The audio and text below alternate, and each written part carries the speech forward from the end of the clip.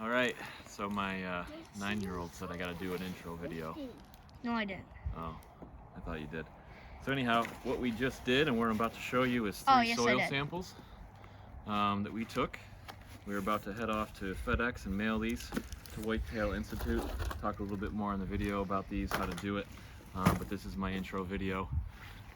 And I am just basically telling you that don't expect a whole bunch of fancy graphics and subscribe here and all that kind of stuff from me, even though my 9-year-old has asked me if there's t-shirts you can buy, and the answer to that is no. So this is more or less just me documenting it. It's not going to be fancy. My intention is to show you how to do a food plot from scratch. I've done small ones before, never big ones. Pay attention to the screen. He has a short attention span. We're thinking about getting some medication for that. And anyhow, I got a UTV, we got some cultipackers, some spreaders, some sprayers, a bunch of different equipment that we want to try out. And I'm not sponsored or getting any money from anybody or free from anybody, so there's 100 videos out on YouTube that show you how to do this kind of stuff, that show you reviews for different equipment. I'm just going to give you my unbiased opinion on that. Yeah, use ours. Just a frame of reference, we are in upstate New York, for what it's worth. You know, the whole food plotting thing is going to vary a lot by where you're from, but anywhere in the Northeast, I think what you're going to see here hopefully helps. I don't know, and maybe along the way we have disaster, we have some success, but I appreciate you following along. All right, so made it back to one of the plots. Found out that we could not do this with our UTV because the snow is way too deep, and my manual labor is not doing so well. Are you taking a video? Yeah, for YouTube. You guys are supposed to be helping me, but you're really kind of struggling. I want to. So we got Colin. How old are you, bud? 9. And Shane. How old are you, Shane? 6, and tomorrow will be 7. Okay. And then Luke, how old are you? 4. How old are you, bud? 4. Okay. So that's the crew. And see here is part of the property. You didn't have to give my age away there, bro. Dad, Very you're cool. 38, No, right? Thanks, I'm man. 39. I'm 38. Wait, what? Go Bills, right? Yes, go Bills. Yeah. In a food plot. I've done little hand ones before, but I've never done one with equipment. But it is January, what, 22nd?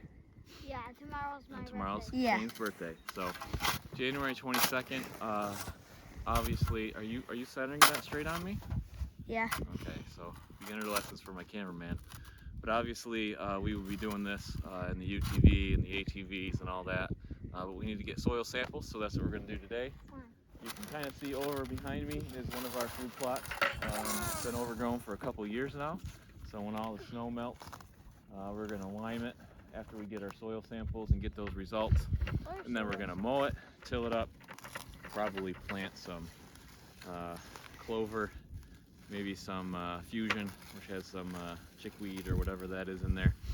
So that's what we're going to do today. Take a couple videos, and eventually in the series we'll have some more videos of what this whole plan looks like. But right now it is way too deep in snow to get around, and it's like, what, 20-something degrees out? I think it's 20. 20, so pretty cold. Okay, so this is plot number 1. I don't remember off the top of my head the size of this. I want to say like 1/3 of an acre, if that. This is a trail on the right here. It gets pretty swampy in the back.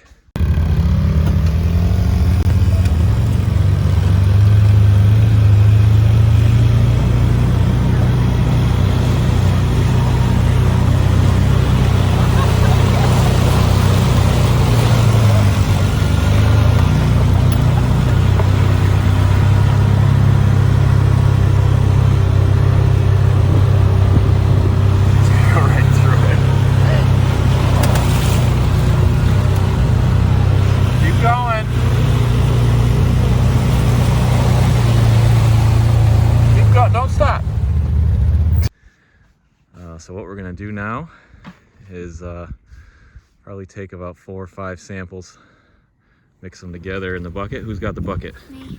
Shane's got the bucket. So we got our test kits, 3 of them in there. We're gonna dig some holes, hooks on the ground, mix some soil together, put it in the bag out of there. What we're doing is gonna take about 4 or 5. You're probably supposed to do more, but it's cold. That's where we started back there. And it's not easy with about a foot of snow. So take about those 4 samples. That is completely true. We're gonna mix them up in here. You can see sample number 1, and we'll fill our bag. Okay. Shane's doing this one. Oh, by the way, I got it. By the way, I am Colin from the Colin's like touchdown, Colin's big run, and like the holding whatever, false holding call, whatever.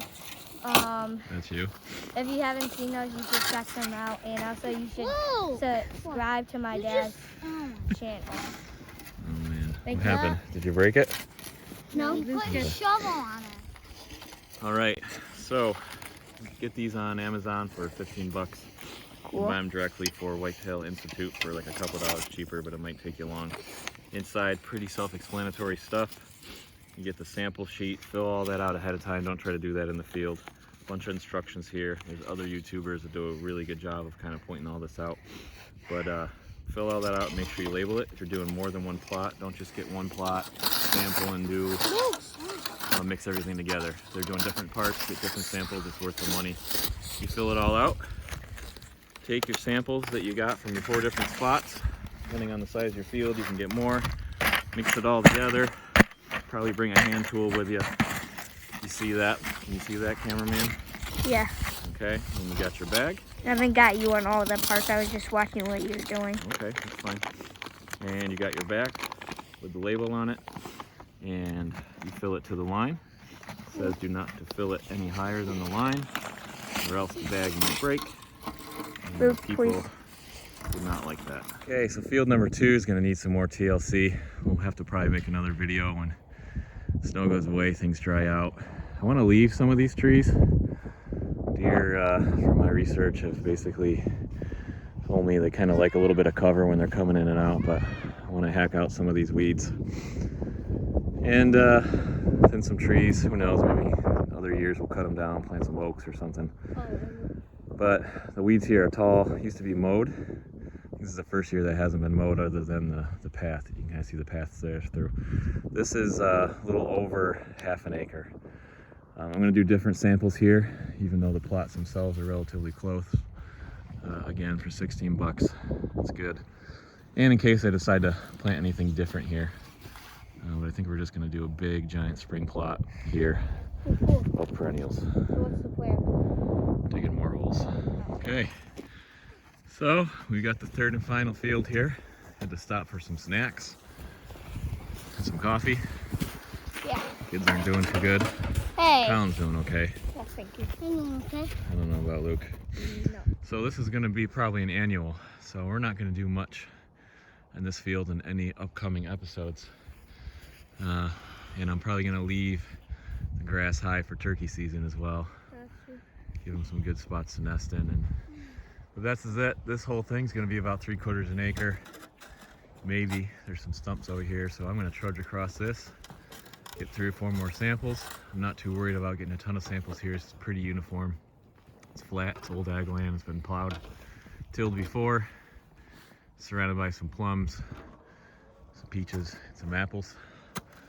And I don't think it's going to be too diverse. It's, like I said, flat terrain. So I don't need to get a tremendous amount of samples.